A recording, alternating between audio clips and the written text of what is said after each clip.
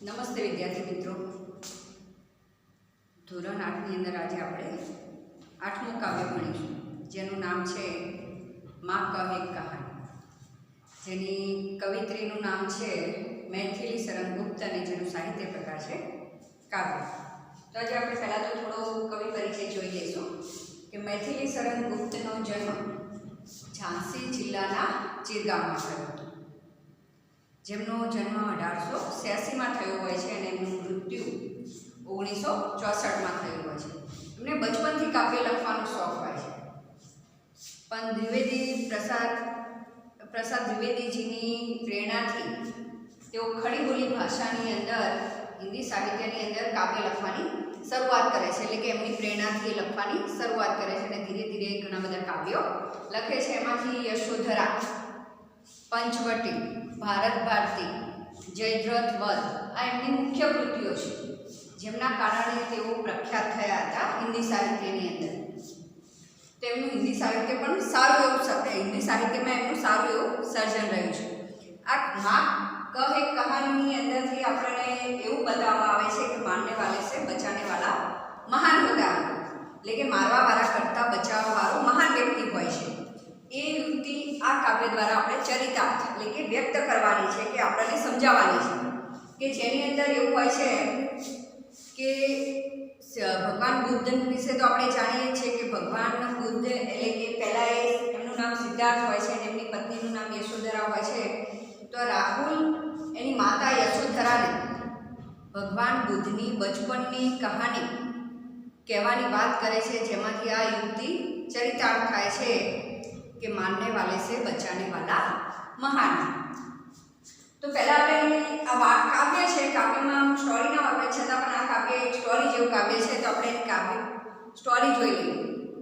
તો કે ભગવાન બુદ્ધ વિશે આપણે જાણીએ છીએ કે સિદ્ધાર્થ એક રાજકુમાર હતા, એક રાજાના કુંવર હતા. એ રાજકુમાર હોય છે, એમના લગ્ન થાય છે, એમને રાહુલ નામનો એક છોકરો હોય છે અને પછી કોઈ કારણસર એ બહાર નીકળે છે અને એ જોવે છે કે એમને વૈરાગ્ય પ્રાપ્ત થાય છે. કઈ રીતે વૈરાગ્ય આવે છે કે જ્યારે રથની અંદર બેસીને જતા હોય છે ત્યારે રસ્તામાં પહેલાં તો એક નાનું બાળક મળે છે, તો એને જોવે છે. તો એને જોઈને ખુશ થાય છે કે હસતું હોય, કૂદતું હોય, રમતું હોય. પછી થોડા આગળ જાય છે એટલે એક યુવાન વ્યક્તિ મળે છે, એટલે એને જોઈને ખુશ થાય છે, કેમ કે હટ્ટો કટ્ટો હોય, સારી રીતે કામ કરી શકતો હોય, એને જોઈને એ ખુશ થાય છે. પછી આગળ જાય છે એટલે થોડો રથ આગળ ચાલે છે એટલે કે એ નગરની પરિક્રમા કરવા નીકળ્યા હોય છે, નગરમાં ફરવા નીકળ્યા હોય છે કે નગરમાં શું થઈ રહ્યું હોય. એટલે પહેલાં બાળક મળે છે, રસ્તામાં આગળ જાય તો યુવાન મળે છે, અને આગળ એક જાય છે તો રસ્તામાં એક વૃદ્ધને જોવે છે. તો એ વૃદ્ધ લાકડીનો સહારો લઈને ઠીક ચાલતો હોય છે, ચાલી પણ નથી શકતો, એનું શરીર લથડી ગયું હોય છે, એને બહુ તકલીફ થતી હોય છે. તો આ જોઈને સિદ્ધાર્થને બહુ દયા આવી, બહુ દુઃખ થવા લાગ્યું કે આટલી બધી તકલીફ એમ. પછી ત્યારે કંઈ નહીં બોલતો, થોડો આગળ જાય છે એટલે એક મહાત્મા મળે છે, એક સંત મળે છે, એમની પાસે એ રથ ઊભો રાખે છે અને સંતને પૂછે છે કે આવું કેમ, કે પહેલાં એક નાનું બાળક મળ્યું, પછી એ બાળક કે ભવિષ્યમાં મોટું થાય તો એ યુવાન થાય, એટલે મેં એક યુવાનને જોઈને છેલ્લે આ વૃદ્ધને જોઈ, જેની શરીરની આવી હાલત જોઈને મને એમ કે બહુ તકલીફ થઈ. ત્યારે મહાત્મા એને સમજાવે છે કે કોઈ પણ બાળક જન્મે છે ત્યારે નાનું હોય છે, હુષ્ટપુષ્ટ હોય છે, ખેલતું કૂદતું હોય છે, પછી યુવાન થાય છે એટલે એના અંદર વધારે પડતી તાકાત આવે છે, એ સારા એવા મજબૂતીવાળા કામ કરી શકતું હોય છે, કોઈ પણ કામ કરી શકે છે. પણ જ્યારે વૃદ્ધ થાય છે ત્યારે એને બીજાના સહારાની જરૂર પડે છે. એ પોતે પોતાનું કંઈ કામ નથી કરી શકતો, એનું શરીર લથડી જાય છે, એના શરીરમાં કેટલાય પ્રકારના રોગ આવે છે, કે કેટલો દુઃખી થાય છે. ત્યારે એને વૈરાગ્ય થાય તો કે પછી એ સંતને કહે છે, સિદ્ધાર્થ કે આવું જીવન જીવીને શું કરવાનું. સંત કહે છે તારી વાત સાચી છે. તો કે આ જીવન પછી સિદ્ધાર્થ પૂછે છે કે હે મહાત્મા, મારે આવા જીવનમાંથી મુક્તિ મેળવવી હોય તો મારે શું કરવું પડે. તો કે તારે ભગવાનની ભક્તિ કરવી પડે સખત, અને ભગવાનની ભક્તિ કરવાથી જો તને ભગવાન પ્રાપ્ત થાય તો તને આ મનુષ્યના અવતારમાંથી જન્મ અને મૃત્યુના અવતારમાંથી તને કાયમ માટે મોક્ષ પ્રાપ્ત થઈ શકે છે. એટલે બસ એ મહાત્માની વાણી સાંભળીને ઘરે આવે છે એટલે એને થઈ ગયું કે ના, આવું જીવન શું કરવાનું, કે બાળક બન્યા, યુવાન બન્યા અને પછી વૃદ્ધ થઈને બીમારીઓથી હેરાન થયા અને મૃત્યુ થયા અને ફરી મનુષ્ય અવતાર થયો. એટલે કે વારંવાર મનુષ્ય અવતાર લઈને આવી રીતે હેરાન થવું, એના કરતાં મનુષ્ય અવતારમાંથી જ કાયમ માટે મોક્ષ મળી જાય તો આ દુઃખી થવાનો વારો જ નથી આવતો. તો કે મારે ભગવાનની ભક્તિ કરવી જોઈએ અને એના માટે મારે રાજપાટ, પત્ની, સંતાન બધું છોડીને જંગલમાં જતું રહેવું જોઈએ. તો જ બધી મોહ માયા છોડીને, આ યશો આરામની જિંદગી છોડીને, આ બધું જ છોડીને હું જંગલમાં ચાલ્યો જાઉં તો જ મને એમ કે હું ભગવાનની સાચી ભક્તિ કરી શકું અને ભગવાનને પ્રાપ્ત કરીને હું આ જીવન મૃત્યુમાંથી મોક્ષ પ્રાપ્ત કરી શકું છું. એવું વિચારે છે એટલે એને સિદ્ધાર્થના અંદરથી જ વૈરાગ્ય આવી ગયું અને એના રાજપાટ, એના માતા પિતા, એની પત્ની, એના સંતાન પ્રત્યેથી મોહ ઉઠી ગયો. તો એ એક દિવસ એવી રીતે ઘર છોડીને ચાલ્યા જાય છે કાયમ માટે અને પછી પાછા આવતા નથી ક્યારેય. એમની પત્નીને ખબર હોય છે કે એ હવે તપમાં લાગી ગયા છે, ક્યારે પાછા નહીં આવે. એમની પત્ની એમ કે એમને વધારે કંઈ કહેતી નથી, પણ એ માતા પિતા, જંગલ એમ કે બધું છોડીને જંગલમાં ચાલ્યા જાય છે અને સખત ભક્તિ કરે છે અને ભગવાનને મેળવે છે. અને પછી એ સિદ્ધાર્થમાંથી એમને ભગવાન બુદ્ધનું નામ આપવામાં આવે છે. ત્યારે રાહુલ આ હતી ભગવાન બુદ્ધની આગળની સ્ટોરી, કે ભગવાન બુદ્ધ સિદ્ધાર્થમાંથી, એક રાજકુમારમાંથી ભગવાન બુદ્ધ કઈ રીતે બને. હવે આપણા જે કાવ્યની સ્ટોરી છે આટલેથી ચાલુ થાય છે કે રાહુલ હોય છે, સૂતો હોય છે, ત્યારે એની માતાને કહે છે કે માં, તું મને એક કહાની કે, મારે આજે એક સારી એવી વાર્તા સાંભળવી છે જેમાંથી મને કંઈક બોધ પ્રાપ્ત થાય એવી. એ રાહુલ એ સિદ્ધાર્થનો પુત્ર, એને કે ભગવાન બુદ્ધનો પુત્ર, એની એટલે કે એની પત્ની યશોધરાને રાહુલ એની માતાને કહેતો હોય છે કે માં, તું મને એક કહાની કે. ત્યારે એની માતા કહે છે કે શું તે મને તારી નાની સમજી છે? નાની મતલબ કે કહાની કહેવાનું કામ કોનું હોય? નાની અથવા દાદી અથવા દાદા અથવા નાનાની. એ જે વૃદ્ધ થાય લોકો એમ કે નાના છોકરાઓને સારી એવી કહાની, એમનો સારા એવા અનુભવો હોય છે જેના આધારે સારી એવી કહાનીઓ સંભળાવતા હોય છે. એટલે એની માતા યશોધરા રાહુલને કહે છે કે શું હું તારી નાની છું કે હું તને કહાની કહીશ? તો કે નાની તો નથી, પણ ચેટી એવું કહે છે કે તું મારી નાનીની બેટી છે. ચેટી મતલબ કે દાસી. એટલે પોતે રાહુલ ને એની પત્ની, એટલે સોરી એની માતા યશોધરા તો એ રાજમહેલમાં જ રહેતા હોય છે. એટલે એને યશોધરાની ઘણી દાસીઓ પણ હોય છે. તો એમ કે રાહુલ એમ કહે છે કે માં, એમ કે તું નાની તો નથી, પણ દાસી મને એવું કહે છે કે તું મારી નાનીની બેટી છે, તો મને કહાની તો કહી શકે ને. ભલે બેઠા બેઠા ના કે તો કંઈ નહીં, મને તું સૂતા સૂતા તો એક કહાની કે. પછી એની માતા કહે છે કે તું બહુ જિદ્દી છે, મારો પુત્ર બહુ જિદ્દી છે, જે જીદ પકડે મૂકતો નથી, એટલે હવે તું આજે મારી પાસેથી કહાની સાંભળીને જ રહીશ એમ કહે છે. ત્યારે યશોધરા કહે છે કે સારું, તારી ઈચ્છા છે કહાની સાંભળવાની કે જેમાંથી કંઈક બોધ પ્રાપ્ત થાય એવી, તો હું તને આજે એક કહાની કહું છું તારા પિતાની, સિદ્ધાર્થની, કે જેમને એક જીવને બચાવ્યો હતો, કે જેમાંથી આપણને એ બોધ પ્રાપ્ત થાય છે કે મારને વાલે સે બચાને વાલા મહાન. તો આજે હું તને એક કહાની કહું છું અને એ કહાની સાંભળીને તારે મને કહેવાનું છે કે એમાંથી તું શું શીખ્યો. તો કે સારું. તો એની માતા એને કહાની કહે છે. એકવાર વહેલી સવારે તારા પિતા સિદ્ધાર્થ બગીચામાં ભ્રમણ કરવા માટે નીકળ્યા હતા. ભ્રમણ કરવું મતલબ કે ફરવું, ચાલવા માટે નીકળ્યા હતા. એ દિવસે તારા પિતા બગીચામાં ચાલવા નીકળ્યા હતા. ત્યારે એ ચાલતા હતા, ત્યાં સરસ મજાના ફૂલો ખીલેલા હતા, સરસ મજાની હરિયાળી હતી, સરસ મજાના લીલા વૃક્ષો હતા અને સરસ મજાનું એવું વાતાવરણ હતું. એટલામાં તારા પિતા ચાલી ગયા હતા. તે આકાશમાંથી અચાનક જ એક હંસ નીચે પડે છે કે જેને બાણ વાગ્યું હોય છે અને બાણ વાગેલો હંસ નીચે પડે છે તારા પિતાના પગમાં.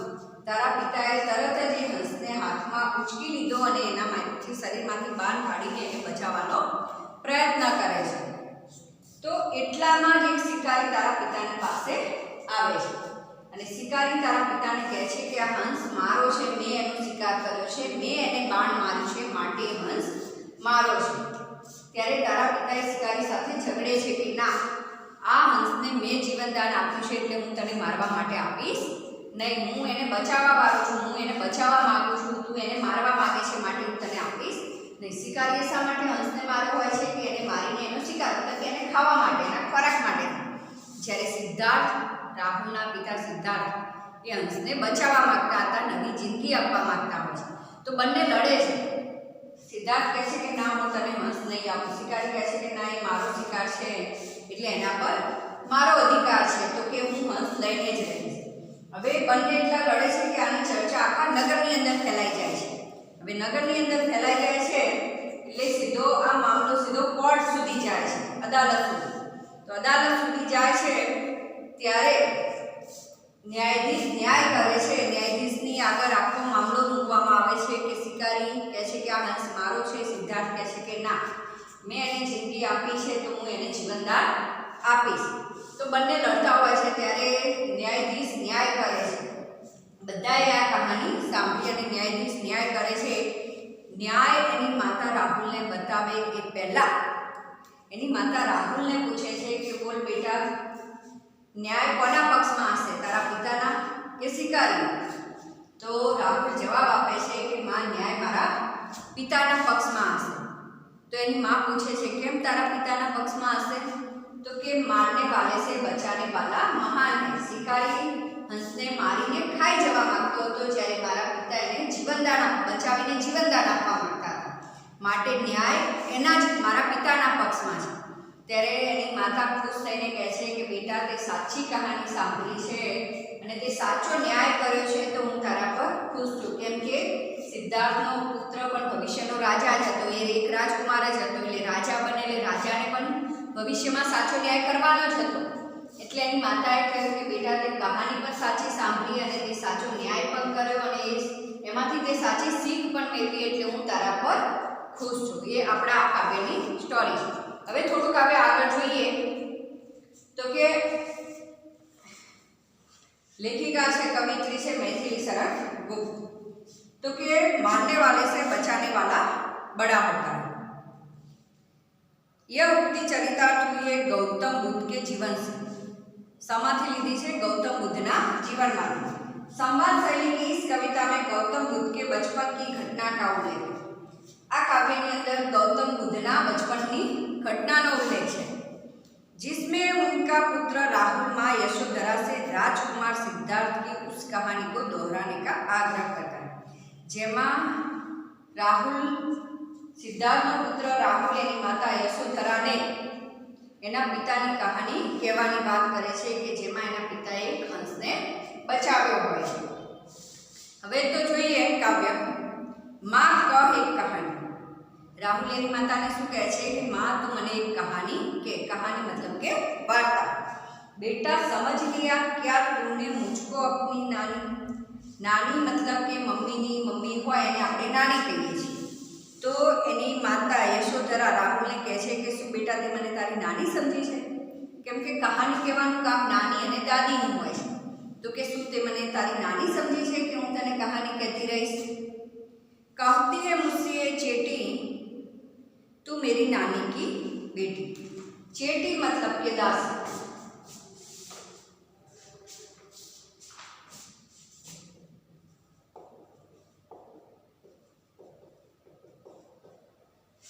शू कहे छे? कहती है मुझसे चेटी तू मेरी नानी की बेटी. मने खबर नहीं कि तू मारी नानी छे के नहीं, तू तो मारी माँ छे, पण मने चेटी मतलब के राजमहलनी अंदर रहतो तो એટલે ઘણી બધી દાસીઓ પણ હોય.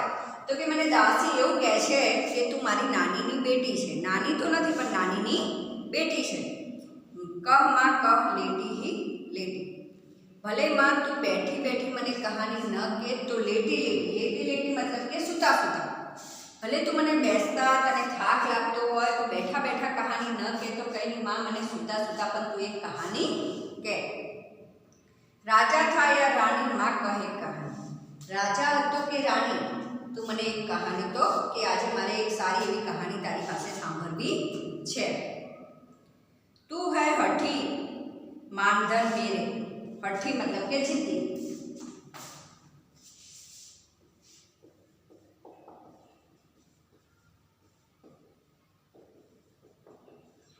માનધન મતલબ કે પુત્ર. શું કહ્યું છે? તું મારો જિદ્દી પુત્ર છે. તું હે હઠી માનધન મેરી. એની માતા યશોધરાને શું કહે છે? યશોધરા રાહુલને શું કહે છે? માનધન મતલબ કે પુત્ર, અને હઠી એટલે કે જિદ્દી.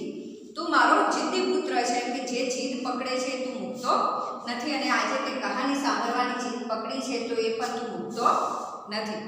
સુન ઉપવન મેં બડે સવેરે. પછી એની માં કહે છે બરાબર છે, હવે તે જીદ કરી છે તો હું તને એક કહાની કહું છું. સુન મતલબ કે સાંભળ.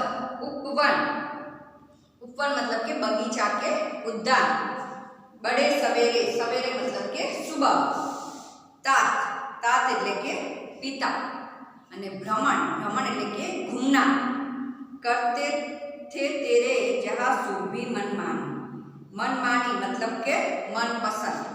ઉપવન, ઉપવન શું કીધું છે? ઉદ્યાન કે બગીચા.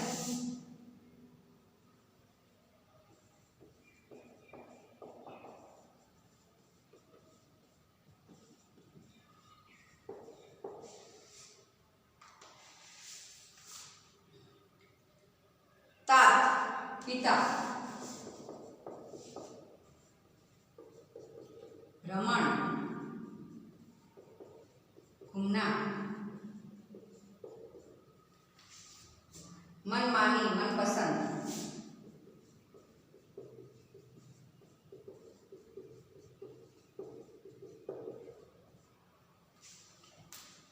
શું કહે છે? તું હે હઠી માનધન મેરે. सुन उपवन में बड़े सवेरे तात भ्रमण करते थे तेरे जहाँ सुरभि मन मान. हे मारा जिद्दी पुत्र, તું સાંભળ. હવે તે જીદ પકડી છે તો હું તને એક કહાની કહીશ. સુન ઉપવન મેં બડે સવેરે. સાંભળ, એકવાર બગીચાની અંદર વહેલી સવારે. तात, तात મતલબ કે પિતા. ભ્રમણ મતલબ કે ઘૂમના. એકવાર વહેલી સવારે તારા પિતા બગીચાની અંદર ભ્રમણ કરી રહ્યા હતા, એટલે કે ફરી રહ્યા હતા. જહા સુરભી મન માની. સુરભી મતલબ કે સુગંધ. જ્યાં મનને ગમે એવી સરસ મજાની સુગંધ આવતી હતી, એટલે કે ત્યાં મસ્ત મજાના ફૂલો ખીલેલા હતા, મસ્ત મજાના એવા વૃક્ષ હતા, છોડ હતા, કે જેથી એ બગીચાની અંદર મનને ગમે એવી મનપસંદ એવી સરસ મજાની સુગંધ આવતી હતી. જહા સુરભી મન માની. એની માતાને પ્રશ્ન કરે છે કે શું માં ત્યાં મનને ગમે એટલી મસ્ત સુગંધ આવતી હતી? હા માં, યહી કહાની. હા તો માં, મારે એ જ કહાની સાંભળવી છે કે જે બગીચાની અંદર મસ્ત મજાની સુગંધ આવતી હતી, જ્યાં મારા પિતા ભ્રમણ કરતા હતા. મારે એ જ કહાની સાંભળવી છે. વણ વણ કે ફૂલ ખીલે છે. વણ મતલબ કે રંગ.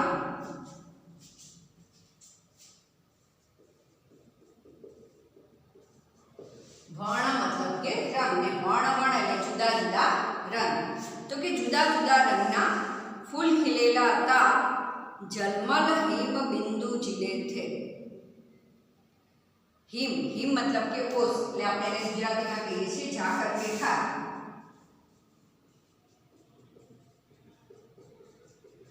ઓસ આપણે જોઈએ છે કે શિયાળામાં થોડી વધારે ઠંડી પડશે, સવારે આપણે વહેલા ઉઠીએ છીએ ત્યારે ઘાસ ઉપર આપણે કહીએ છીએ ઝાકળ પડી છે અથવા ઠાર પડ્યો છે, આપણે એવું કહીએ છીએ. તો એને હિન્દીમાં ઓસ કે હિમ કહેવામાં આવે છે. તો શું કહ્યું છે? ઝલમલ કર હિમ બિંદુ જીલેથી. બગીચાની અંદર વહેલી સવારે ઘાસ, ફૂલ અને વૃક્ષો ઉપર હિમના બિંદુઓ ઝીલમિલા રહ્યા હતા, એટલે કે હિમના બિંદુઓ જોવા મળી રહ્યા હતા. હલકે ઝોકે હિલ મિલે છે, એટલે કે પવનનો ધીમો ઝોકો આવતો હતો, એટલે કે ધીમો ધીમો પવન આવતો હતો ત્યારે વૃક્ષની કે ફૂલની ડાળીઓ જ્યારે હલે ત્યારે એના પરનું જ્યાં પાણી રહેલું હતું, કે ઘાસ પરનું કે વૃક્ષ પરનું કે છોડ પરનું જે પાણી હતું એ પણ પવનની સાથે આમથી આમ હલતું હતું. લહેરાતા હતા પાણી. તો કે પવનની સાથે વૃક્ષ, છોડ કે ફૂલ ઉપરનું રહેલું પાણી આમથી આમ લહેરાઈ રહ્યું હતું. वर्ण वर्ण के फूल खिले झलमल कर हिम बिंदु झिले हल्के झोंके हिले मिले थे लहराता था पानी. શું કહ્યું છે? જુદા જુદા રંગના ફૂલ ખીલેલા હતા, જેમાંથી એ બગીચાની અંદર જુદા જુદા રંગના સરસ મજાના એવા ફૂલ ખીલેલા હતા. સવારમાં વહેલી સવારે બગીચાની અંદર હિમબિંદુઓ જોવા મળી રહ્યા હતા અને જ્યારે ધીમો ધીમો પવન વાઈ રહ્યો હતો ત્યારે પવનની સાથે એ વૃક્ષ કે ઝાડની ડાળી પર પડેલું પાણી પણ આમથી આમ લહેરાઈ રહ્યું હતું. લહેરાતા થા પાણી, હા હા યહી કહાની. શું કહે છે સિદ્ધાર્થને રાહુલ એની માતાને શું કહે છે? શું માં પાણી લહેરાઈ રહ્યું હતું? હા માં, મારે એ જ કહાની સાંભળવી છે જેના પર પાણી લહેરાઈ રહ્યું હતું, જે પાંદડા કે ફૂલ પર પાણી લહેરાઈ રહ્યું હતું, મારે માં એ જ કહાની સાંભળવી છે. गाते थे खग कल कल स्वर में, सहसा एक हंस ऊपर से गिरा, बिद्ध होकर खग सर से हुई पक्ष की हानि. खग मतलब के पक्षी.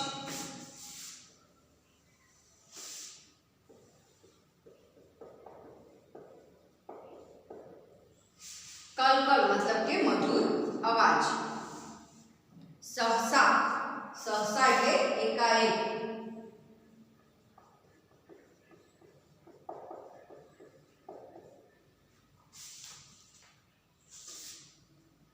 गिरा, ऊपर से गिरा, बिद्ध होकर, बिद्ध એટલે बिंधा हुआ.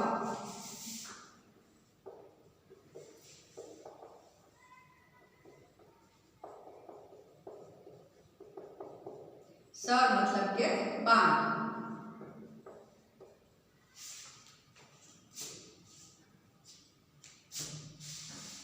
हुई पक्ष की हानि. पक्ष मतलब के पांख.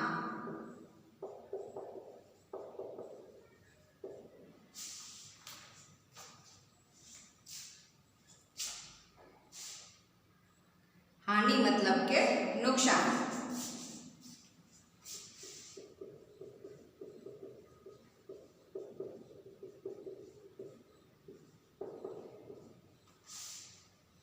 करुणा मतलब के दया. तो शू कहे? गाते थे खग कलकल स्वर में, सहसा एक हंस ऊपर से गिरा. तो के पक्षीओ कलकल मधुर अवाज में गाई रहा था. अचानक ऊपर थी एक हंस पड़े छे. सहसा એટલે કે અચાનક કે એકાએક. तो के अचानक ऊपर थी एक हंस पड़े छे. गिरा, गिरा मतलब के नीचे पड़े. बिद्ध होकर खग सर से. बिद्ध होकर, बिद्ध मतलब के बिंधा हुआ એટલે બાણ થી વિંધાયેલું. સર એટલે બાણ. પક્ષ की हानि, પક્ષ એટલે કે પાંખ. એની પાંખને હાનિ मतलब કે નુકસાન થાય છે. કે તારા પિતા બગીચામાં ભ્રમણ કરી રહ્યા હતા. એ સમયે પક્ષીઓ બગીચામાં મધુર અવાજમાં ગાઈ રહ્યા હતા. અચાનક તારા પિતાના પગમાં આવીને એક હંસ નીચે પડે છે જે બાણથી વિંધાયેલું હતું અને એને બાણ ક્યાં વાગ્યું હતું? એ પક્ષીને હંસને પાંખ ઉપર બાણ વાગ્યું હતું એટલે કે એના પાંખને નુકસાન થયું હતું. જોઈએ એટલા સુધી ફરી એકવાર જોઈ લઈએ કે માં કહ એક કહાની. राहुल एनी माता ने कहे छे कि माँ तू मने एक कहानी के. बेटा समझ लिया क्या तूने मुझको अपनी नानी. तो के शू बेटा ते मने तारी नानी समझी छे कि हूँ तने कहानी कहती रहीश. कहानी कहेवानुं काम कोनुं होय छे? नानी. कहती है मुझसे चेटी तुम मेरी नानी की बेटी. चेटी मतलब के दासी. तो के दासी मने एवुं कहे छे कि तू नानी तो नहीं पण मारी नानीनी बेटी तो छे ज. तो मने एक कहानी के. कह माँ कह लेटी ही लेटी, राजा था या रानी माँ कह एक कहानी. भले माँ तने बैठा बैठा थाक लागतो होय तो बेसीने नहीं, सूता सूता पण तू मने एक कहानी के. राजा तो के रानी मने एक कहानी के. तू है हठी मानधन मेरे, सुन वन में से बड़े सवेरे. हठी मतलब के जिद्दी અને માનધન मतलब के પુત્ર. એટલે યશોધરા એના પુત્ર રાહુલને કહે છે કે તું મારો જિદ્દી પુત્ર છે, જે જીદ પકડે છે હું તો નથી. એટલે આજે તે કહાની સાંભળવાની જીદ પકડી છે એટલે તું કહાની સાંભળીને જ રહીશ. તો ઠીક છે, હું તને આજે એક કહાની કહું છું. તો કે સાંભળ. એકવાર વહેલી સવારે ઉપવન मतलब કે બગીચાની અંદર तात भ्रमण करते थे तेरे. तात मतलब के વાર વહેલી સવારે બગીચાની અંદર તારા પિતા ફરી રહ્યા હતા. જહા સુરભી મનમાની, સુરભી મતલબ કે સુગંધ અને મનમાની મતલબ કે મનપસંદ, કે જ્યાં મનને ગમે એવી સરસ મજાની સુગંધ આવી રહી હતી. રાહુલ કહે છે જહા સુરભી મનમાની હા માં યહી કહાની. શું માં જ્યાં મનને ગમે એવી મસ્ત મજાની સુગંધ આવતી હતી? તો હા માં, મારે એ જ કહાની સાંભળવી છે. પછી એની માતા આગળ કહે છે વણ વણ કે ફૂલ ખીલે છે ઝલમલ કર હિમ બિંદુ છે. વણ વણ, વણ મતલબ કે રંગ, અને વણ વણ એટલે જુદા જુદા રંગના એ બગીચાની અંદર સરસ મજાના જુદા જુદા રંગના ફૂલો ખીલેલા હતા. ઝલમલ કર હિમ બિંદુ જીલે, અને સવાર સવારમાં વહેલી સવારે શિયાળામાં ઠંડીની ઋતુમાં જ્યારે આપણે જોઈએ છીએ કે વૃક્ષો પર, ફૂલ પર કે ઘાસ ઉપર ઝાકર એટલે કે ઠાર પડ્યો હોય છે, જેને આપણે હિન્દીમાં હિમ કે ઓસ કહીએ છીએ. તો કે વહેલી સવારે ફૂલ, વૃક્ષ અને ઘાસ ઉપર હિમના બિંદુઓ પડ્યા. હલકે ઝોકે મિલે મિલે મિલે, એટલે કે પવનનું ધીમું ધીમું ઝોકું આવતું હતું ત્યારે પાંદડા અને વૃક્ષની ડાળીઓ હલતી હોય છે. લહેરાતા થા પાણી, અને જ્યારે પવનની સાથે વૃક્ષ, ફૂલ કે પાંદડા લહેરાય છે ત્યારે એની ઉપરનું રહેલું પાણી પણ ધીમું ધીમું લહેરાય છે. ત્યારે રાહુલ કહે છે લહેરાતા થા પાણી હા હા યહી કહાની. શું માં પાણી લહેરાઈ રહ્યું હતું પવનના કારણે? તો હા માં, મારે એ જ કહાની સાંભળવી છે. પછી એની માં આગળ કહે છે ગાતે થે ખગ કલ કલ સ્વર में सहसा एक हंस ऊपर से. ખગ યાની કે પક્ષી, કલ કલ એટલે મધુર, એટલે કે બગીચાની અંદર મધુર અવાજમાં પક્ષીઓ ગીત ગાઈ રહ્યા હતા. સહસા એટલે અચાનક, અચાનક જ ઉપરથી એક હંસ નીચે પડે છે તારા પિતાના પગમાં. बिद्ध होकर खग सर से हुई पक्ष की हानि. શું કહે છે? પક્ષી વિંધાઈ ગયું હોય છે. કોઈ શિકારીએ એને બાણ માર્યું હોય છે, એટલે હંસને એ બાણ વાગ્યું હોય છે, અને બાણ વાગવાથી એની પાંખ વિંધાઈ ગઈ હોય છે, એટલે કે એની પાંખને નુકસાન થયું હોય છે. હુઈ પક્ષ કી હાનિ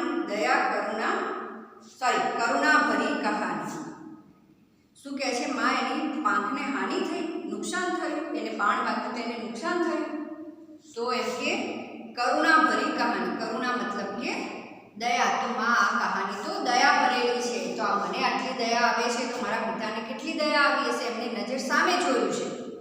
તો આજે આપણે આ કાવ્ય આટલા સુધી રાખીશું. આગળનું કાવ્ય આપણે આના પછીના વિડીયોમાં જોઈશું.